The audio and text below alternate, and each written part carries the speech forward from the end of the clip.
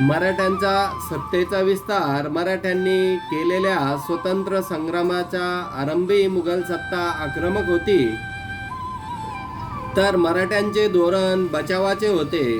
या स्वतंत्र संग्रामाच्या अखेरीस मात्र परिस्थिती उलट झाली. मराठ्यांनी चढाईचे आणि मुघलांनी बचावाचे धोरण स्वीकारले. 18व्या शतकाच्या उत्तरार्धात मराठ्यांनी मुघल सत्तेला नमवून जवळजवळ भारतभर आपली सत्ता विस्तार केला. त्याचा अभ्यास आपण या पाठात करणार आहोत. शाहू महाराजांची सुटका झाल्यानंतर औरंगजेब बादशाहच्या मृत्यूनंतर त्यांच्या मुलामध्ये दिल्लीच्या गादीमध्ये संघर्ष सुरू झाला. शहजादा अमजद शाह हा दक्षिणेत होता. शहजादा तख्त हस्तगत करण्यासाठी तो त्वरेने दिल्लीला निघाला. राजपुत्र शाहू त्यांच्या ताब्यात होते. शाहू महाराजांना कैदेतून सोडवल्यास महाराणी ताराबाई आणि शाहू महाराज यांच्यामध्ये छत्रपतीच्या गादीसाठी कलह होईल आणि मराठ्यांचे सामर्थ्य खच्ची होईल असे आजम शहाला वाटले. म्हणून त्यांनी शाहू महाराजांची सुटका केली. शाहू महाराजांचा राज्याभिषेक कैदेतून बाहेर पडल्याच्या नंतर त्यांनी महाराष्ट्राकडे कूच केली. त्यांनी मराठ्यांचे काही सरदार येऊन मिळाले, परंतु महाराणी ताराबाई शाहू महाराजांच्या छत्रपती पदावरील हक्क मान्य नाही. पुणे जिल्ह्यामध्ये भीमा नदीच्या काठी खेड येथे शाहू महाराज आणि महाराणी ताराबाई यांच्या सैन्यामध्ये लढाई झाली. लढाईमध्ये शाहू महाराजांचा विजय झाला. त्यांनी सातारा जिंकून घेतला आणि स्वतःचा राज्याभिषेक करून घेतला. सातारा ही मराठ्यांची राजधानी झाली. काही काळ शाहू महाराज आणि महाराणी ताराबाई यांच्यातील विरोध चालू राहिला. इसवी सन 1710 मध्ये महाराणी ताराबाई पन्हाळगडावर आपल्या अल्पवयीन मुलगा शिवाजी दुसरा यास छत्रपती म्हणून घोषित केले. तेव्हापासून मराठाशाहीमध्ये सातारच्या राज्याखेरीज कोल्हापूरचे स्वतंत्र राज्य अस्तित्वात आले. शाहू महाराजांनी पूर्वायुष्य मुघलांच्या छावणीमध्ये गेल्यामुळे त्यांना मुघलांचे राजकारण जवळून पाहायला मिळत होते.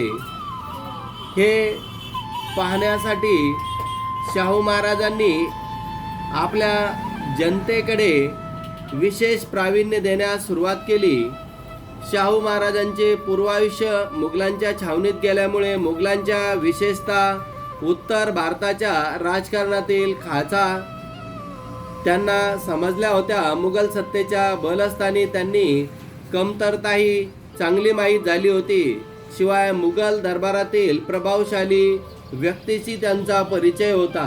या सर्व बाबींचा उपयोग त्यांना बदलत्या परिस्थितीत मराठ्यांच्या राजकारणाची दिशा ठरवण्यासाठी झाला.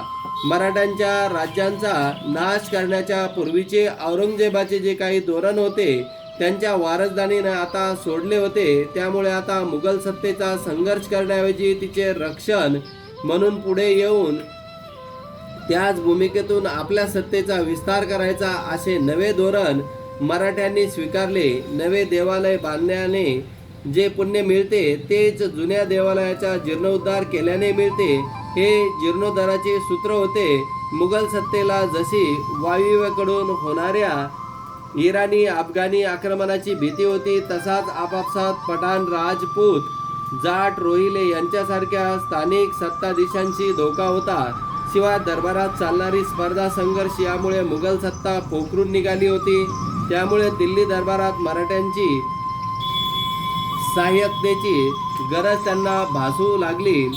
बाळाजी विश्वनाथ शाहू महाराजांच्या मुघलांच्या कैदेतून मुक्तता झाल्यानंतर बाळाजी विश्वनाथ भट यांना पेशवे केले. बाळाजी मूळचे कोकणातील श्रीवर्धन गावचे. तो कर्तृत्ववान व अनुभवी होता. शाहू महाराज हेच मराठ्यांचे राज्याचे खरे वारस आहे हे पटवून देऊन अनेक सरदारांना शाहू महाराजांकडे वळवले. कान्होजी आंग्रे हा मराठ्यांचा आरमार प्रमुख होता. महाराणी ताराबाईची बाजू घेतली. शाहू महाराजांच्या मुलकावर हल्ले केले. त्यांच्यासमोर कठीण परिस्थिती निर्माण झाल्यामुळे या परिस्थितीत बाळाजी कान्होजी आंग्रे विरुद्ध पाठवले. बाळाजी युद्ध टाळून मुत्सद्दीकीने कान्होजींना शाहू महाराजाच्या बाजूने वळवले.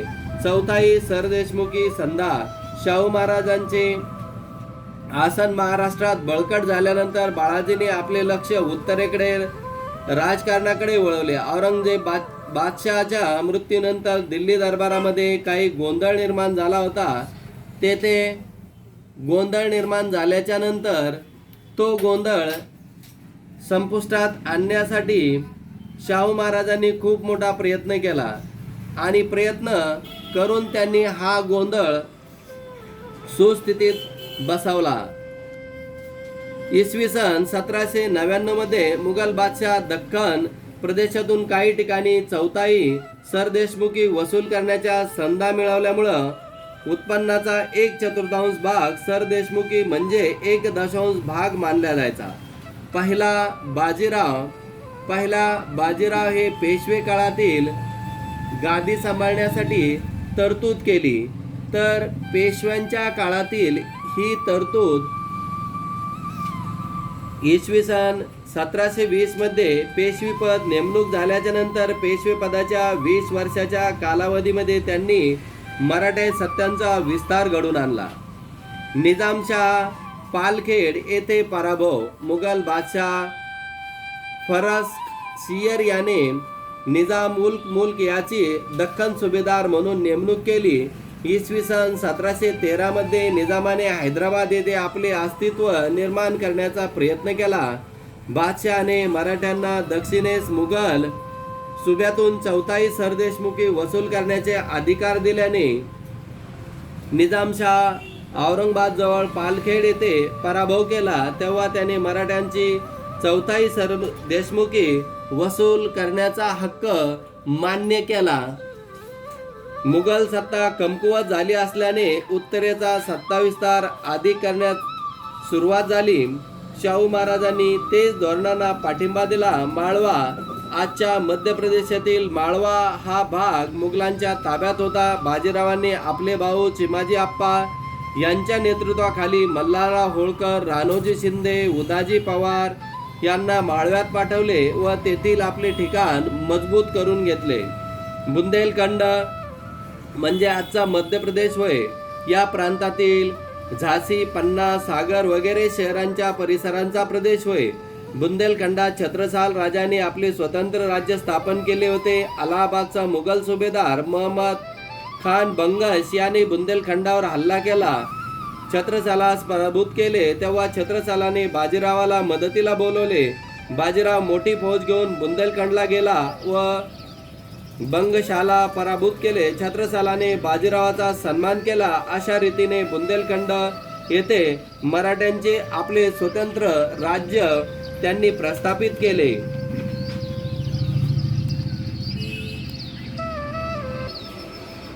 छत्रसालाच्या मदतीने बाजीरावाला पत्र लिहिले. त्यात त्याने लिहिले, जो गत आहे गजेंद्र की वह गत आई है. आज बाजी जान बुंदेल की बाजी राखो लाज. म्हणजेच मगरीने पाय धरलेल्या गजेंद्रासारखी माझी स्थिती झालेली आहे. मी आता मोठ्या संकटात आहे आणि माझी तुम्हीच लाज राखू शकता. पत्राद्वारे कळवण्यात आले. भोपाळची चढाई. बाजीरावांच्या स्वारीमुळे बादशाह अस्वस्थ झाला. त्याने निजामाला दिल्लीत रक्षणासाठी बोलावून घेतले. प्रचंड फौजांनीशी निजाम बादशहाविरुद्ध चालून गेला. बाजीरावाने भोपाळ येथे त्यांचा पराभव केला. निजामाने मराठ्यांच्या मावळ्यातील सुभेदारांची सनद बादशहाकडून मिळवून दिली. पोर्तुगीजांचा देखील पराभव झाला. कोकण किनारपट्टीवर वसई ठाणे पोर्तुगीजांच्या ताब्यात होते. पोर्तुगीज सत्ताधीश प्रजेवर जुलूम करत बाजीरावाने आपला भाऊ चिमाजी आप्पा यास त्यांचे परिपत्य करण्यासाठी पाठवले. त्याने ठाणे व आसपासचा प्रदेश जिंकून घेतला आणि 1739 मध्ये वसईच्या किल्ल्याला वेढा घातला. तो किल्ला अतिशय मजबूत होता. पोर्तुगीजांजवळ प्रभावी तोफा होत्या. तरी चिमाजी आप्पाने चिकाटीने वेढा चालून पोर्तुगीजांना शरण येण्यास भाग पाडले. त्यामुळे वसईचा किल्ला पोर्तुगीजांचा बराचसा मुलूक मराठ्यांच्या ताब्यामध्ये आला. बाजीरावांचा मृत्यू. इराणचा बादशाह नदीरशाह याने भारतावर स्वारी केली. तेव्हा बाजीराव शाहू महाराजांच्या आज्ञेने मोठी फौज घेऊन उत्तरेला निघाला. तो ब्रहानपूरला पोहोचला तोपर्यंत नदीरशाह दिल्लीतून प्रचंड संपत्ती लुटून मायदेशी परत गेला होता. 1740 मध्ये नर्मदा नदीकाठी रावेरखिंडी येथे बाजीरावाचा मृत्यू झाला. बाजीराव हा एक उत्तम सेनानी होता. आपल्या पराक्रमाने त्याने उत्तर भारतात मोठ्या मराठ्यांचे वर्चस्व प्रस्थापित केले व मराठ्यांच्या सत्तेला अखिल भारतीय पातळीवर एक प्रबळ सत्ता म्हणून स्थान मिळवून दिले.